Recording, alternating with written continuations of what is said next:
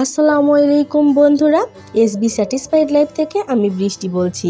আজকে তোমাদের সাথে শেয়ার করব আমি কিভাবে এক মাস ধরে কোনো বাজার সদাই না করেও আলহামদুলিল্লাহ খুব সুন্দরভাবে আমার সংসারটা চালাতে পেরেছি গ্রামে থেকে।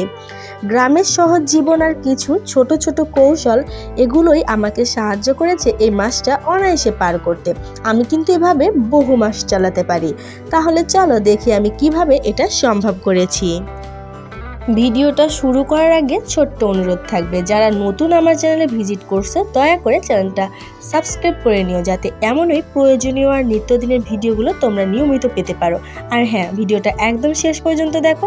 ছোট্ট একটা ভিডিও, কিন্তু যদি স্কিপ করো তাহলে অনেক দরকারি টিপস মিস করে যাবে।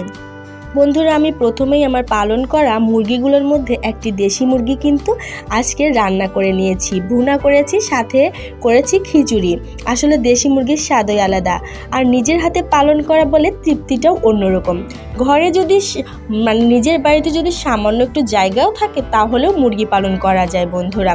আর আলহামদুলিল্লাহ আমি মুরগি পালন করে আমার পরিবারের মাংসের চাহিদা কিন্তু পুরোপুরি পূরণ হয়ে যায়। আমার বাড়তি করে কিন্তু বাজার থেকে কিনতে হয় না।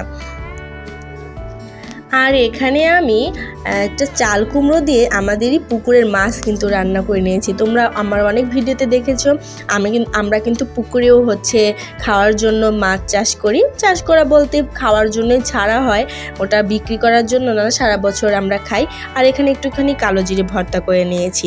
তো চলো আমার বাগানের দিকে তোমাদের নিয়ে যাই বন্ধুরা দেখো, ছোট্ট গাছে কতগুলো পেঁপে ধরেছে আলহামদুলিল্লাহ।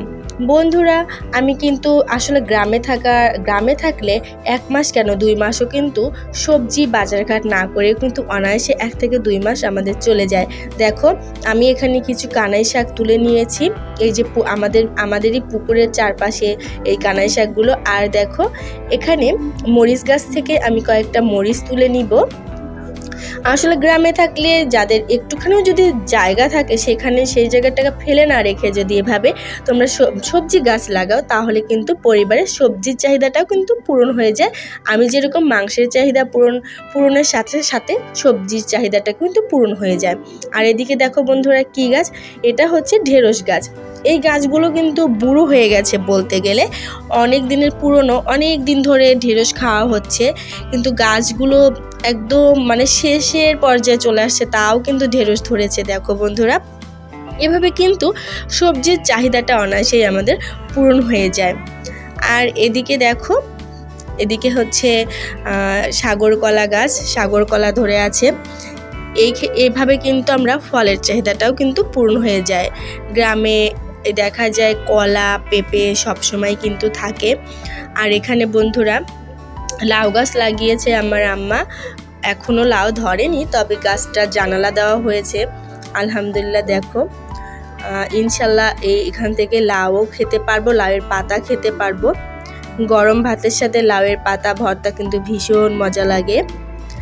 আর শুধু এগুলোই না, এদিকে কিন্তু সিম গাছও লাগানো হয়েছে। আর এখন শীতকাল, কিছুদিন পরে কিন্তু সিমের ফুল আসবে আর অনেক সিম ধরবে, কারণ সিম যখন একবার ধরা শুরু করে তখন কিন্তু শুধু ধরতেই থাকে।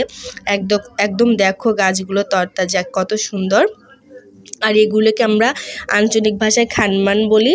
এই খানমান ভর্তা করলে ভীষণ মজা লাগে। তোমরা কি বলো এইটাকে অবশ্যই কমেন্টসে জানাতে ভুলবে না। তো দেখেছো বন্ধুরা, আমার কথার সঙ্গে ভিডিওটার মিল পেয়েছো তো? আমরা অনায়াসেই ফল সবজি সব কিছু নিজের চাহিদা অনুযায়ী উৎপাদন করতে পারি আলহামদুলিল্লাহ। গ্রামে থেকে এমনভাবে সংসার চালানো সম্ভব। আশা করি ভিডিওটা তোমাদের অনেক ভালো লেগেছে। আর চাইলে তোমরাও ওইভাবে করতে পারো। যারা গ্রামে আছো বা শহরে আছো, তারাও বেলকুনি বা ছাদের একপাশে ছোট্ট বাগান করে এভাবে পরিবারকে সাহায্য করতে পারো। বন্ধুরা, ভিডিওটি ভালো লাগলে অবশ্যই বন্ধু বান্ধবদের সাথে শেয়ার করে দিও, আর চ্যানেলে সাবস্ক্রাইব করে একটা লাইক দিয়ে যেও। আল্লাহ হাফেজ।